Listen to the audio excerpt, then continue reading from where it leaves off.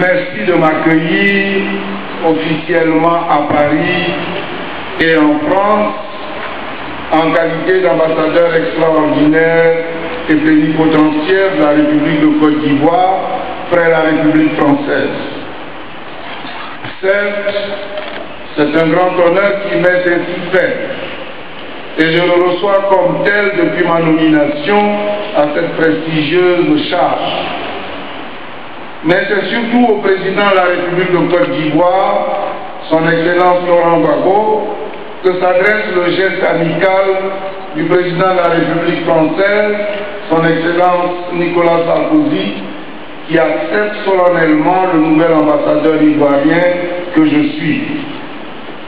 C'est pourquoi il m'est agréable de dire la gratitude du peuple ivoirien au nom du président Laurent Gbagbo à son Excellence le président de la République française. Je formule à cette occasion nos vœux de prospérité et de bonheur au peuple français.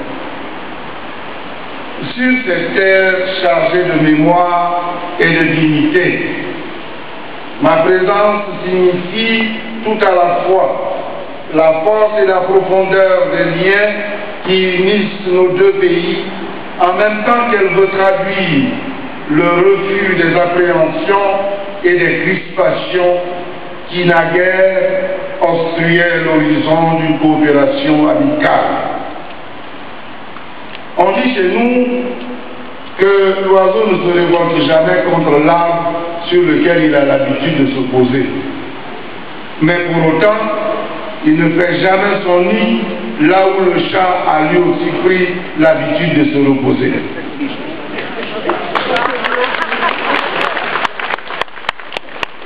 Parce que le président Nicolas Sarkozy est celui-là qui, à la tête de ce grand pays, a décidé de déployer une diplomatie de la réconciliation et de rompre avec une certaine vision des rapports franco-africains pour en établir une nouvelle, certes toujours amicale, mais mutuellement assumée et fondée sur la franchise et le respect.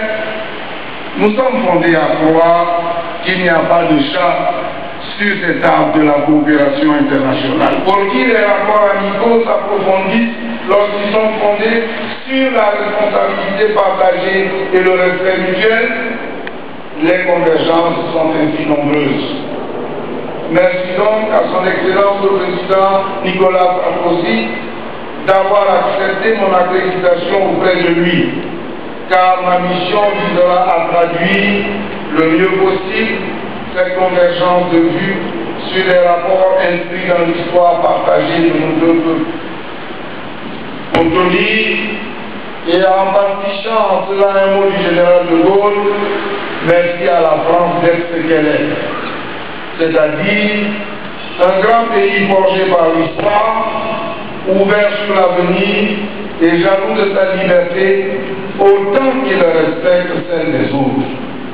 Un pays qui, depuis 1789, a appris au monde que dans le respect des droits de l'homme, les peuples ont le droit de choisir leur manière de penser comme de vivre ensemble et qu'il appartient à chacun de se doter des moyens qui lui permettent de réaliser ses aspirations légitimes, librement et démocratiquement déterminées. Messieurs les consuls honoraires et chers amis de la Côte d'Ivoire, je voudrais vous remercier aussi pour la part que vous avez prise de toujours entretenir la flamme de cette amitié entre les peuples ivoiriens et français, malgré les aléas de la vie, les malentendus et parfois les drames. Merci de savoir que l'amitié qui nous lie a cela de profond qu'elle est fondée sur la compréhension intime de l'engagement et des attentes de l'autre. C'est pourquoi il me plaît de saluer votre présence. Elle eût été plus remarquable encore si les contraintes de calendrier ne l'avaient perturbée. Madame l'ambassadeur, représentante permanente de notre pays auprès de l'UNESCO, je vous salue. Avec vous, tous vos collaborateurs qui s'associent à ma prise officielle de charge. Hier, vous me faisiez l'amitié d'échanger avec moi. Aujourd'hui encore, vous êtes là, toujours prêts à m'apporter votre concours fraternel dans l'action diplomatique. Merci, chers sœurs. Chers compatriotes de la diaspora, permettez-moi de vous saluer tous, vous qui, loin des terres verdoyantes de notre patrie, souffrez plus que tous chaque fois que la Côte d'Ivoire a mal à son développement. Vous avez pleuré tous face à la paix entravée et meurtrie pendant 5 ans chez nous. Vous allez espérer que votre chère Côte d'Ivoire renaisse de ces temps obscurcis par la violence, la suspicion et le mensonge. J'arrive parmi vous, dans ce pays que vous avez choisi d'habiter, pour vous dire que la guerre est finie, et que s'accélère le retour à la paix, à la réconciliation nationale. Vous savez, tout cet aphorisme vient de chez nous. Celui qui a vu la panthère de près et celui qui en a seulement entendu parler n'ont pas la même manière de fuir lorsque tous les deux se trouvent en présence du feu. Notre pays vient de vivre directement les drames de la guerre civile. Nous avons décidé nous-mêmes de ne plus connaître ce type de conflit. Nous sommes déterminés à creuser davantage les sillons de la démocratie, de la bonne gouvernance, de l'unité et de l'ouverture dans notre pays, pour nous-mêmes d'abord.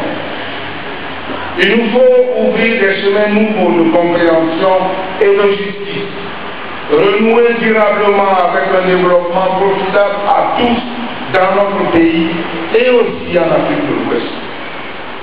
Nous devons expérimenter ces voies nouvelles ici aussi à l'étranger. Et pour cela, je suis certain de compter sur chacune et chacun d'entre vous, quel que soit votre parti politique ou votre mouvement associatif. L'ambassade de Côte d'Ivoire à Paris est votre maison, votre point d'ancrage et de ralliement. Je m'engage devant tous à relever ce défi avec tous, sans exclusion. C'est non seulement nécessaire pour penser nos blessures, mais surtout c'est le passage obligé pour affermir les voies de la paix véritable, totalement assumée par tous, Ivoiriens de la diaspora comme de la mère patrie. L'État, dans toutes ses composantes, nous y exhorte. Chers collaborateurs, nous avons commencé une aventure que je crois exaltante, celle d'apporter chacun et chacune notre contribution positive à la reconstruction de notre pays, de son image à l'extérieur, de la traduction effective de notre devise nationale, union, discipline, travail.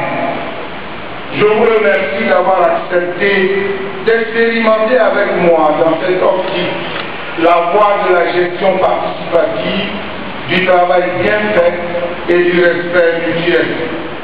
Je vous remercie par avance d'être des exemples de probité et de professionnalisme dans ce métier noble de la représentation diplomatique. Mesdames et messieurs, je voudrais clore mon propos en sollicitant votre indulgence pour avoir abusé de votre précieux temps. C'est parce que, mesdames et messieurs les spécialistes des médias, les nouvelles sont bonnes, comme on le dit chez nous. Dites à tous que la Côte d'Ivoire se porte de mieux en mieux. Dites à tous que tout va de mieux en mieux entre la Côte d'Ivoire et sa vieille amie la France.